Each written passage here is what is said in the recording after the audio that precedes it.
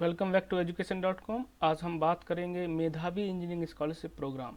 तो ये जो स्कॉलरशिप है आपको VPCL के द्वारा प्रोवाइड की जाती है। VPCL मतलब भारत पेट्रोलियम कॉर्पोरेशन लिमिटेड।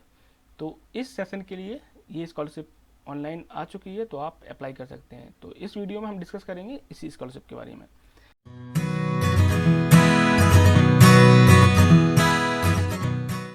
तो सबसे पहले हम देखेंगे डिटेल्स एंड बेनिफिट्स, एंड इसके बाद एलिजिबिलिटी एंड डॉक्यूमेंट्स रिक्वायर्ड, और फिर application process.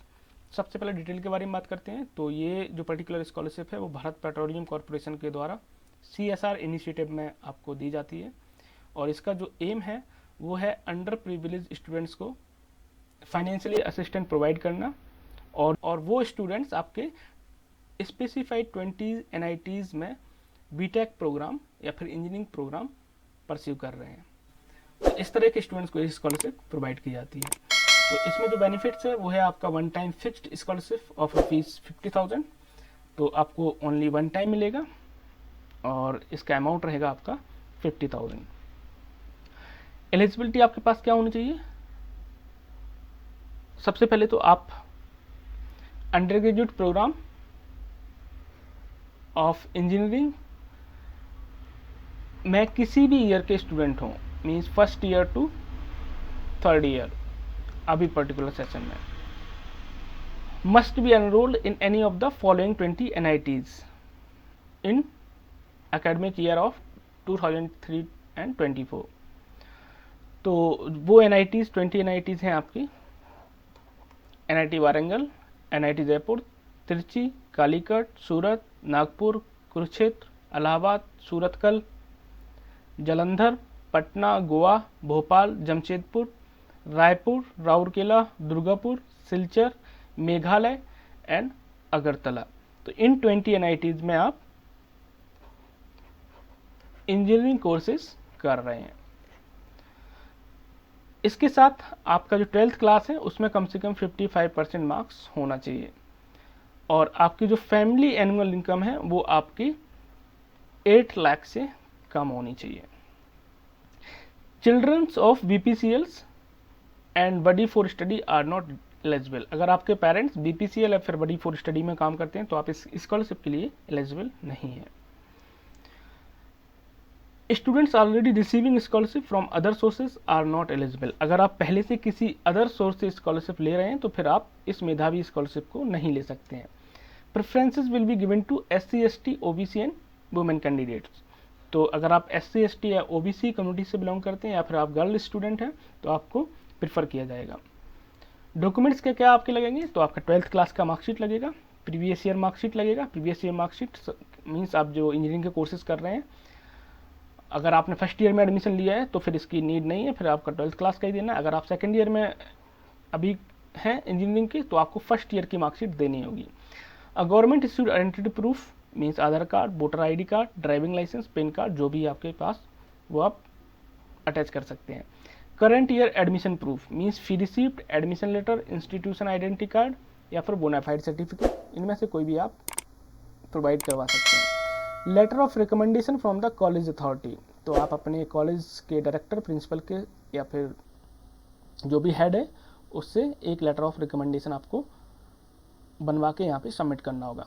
SC ST OBC certificate issued by government.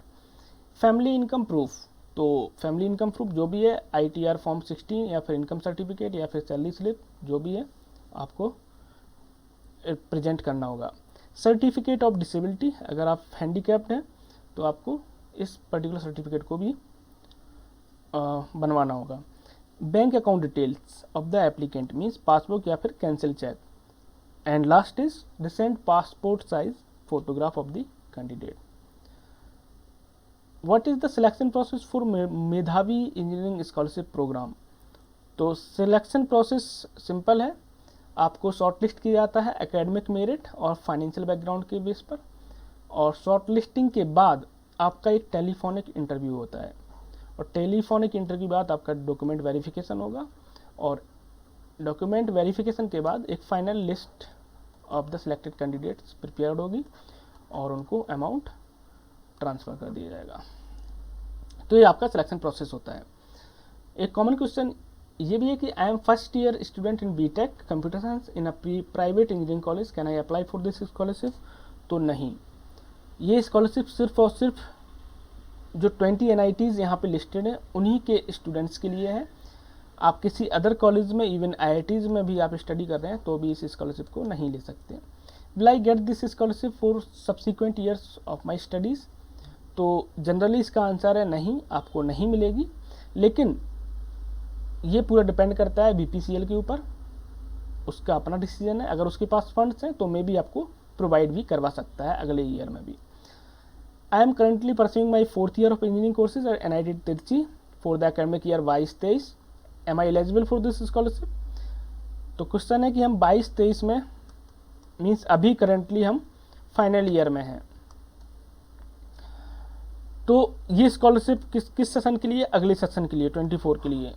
तो फिर आप एलिजिबल नहीं हो सकते क्योंकि आप इस ईयर में कंप्लीट, आपकी अभी जून जुलाई तक आपका फाइनल हो चुका होगा, तो फिर आप बीटेक स्टूडेंट बचे ही नहीं, तो फिर कैसे आपको स्कॉलरशिप मिल सकती है? तो ये कुछ कॉमन क्वेश्चंस थे। इसके बाद डिस्कस करेंगे how to apply for this scholarship. तो एप्लीकेशन प्रोसेस कम्प्लीटली ऑनलाइन है और जो लिंक है एप्लीकेशन की वो नीचे डिस्क्रिप्शन बॉक्स में दी गई है, आप उस पर क्लिक करके डिटेल फिल करके एप्लीकेशन फॉर्म कंप्लीट कर सकते हैं।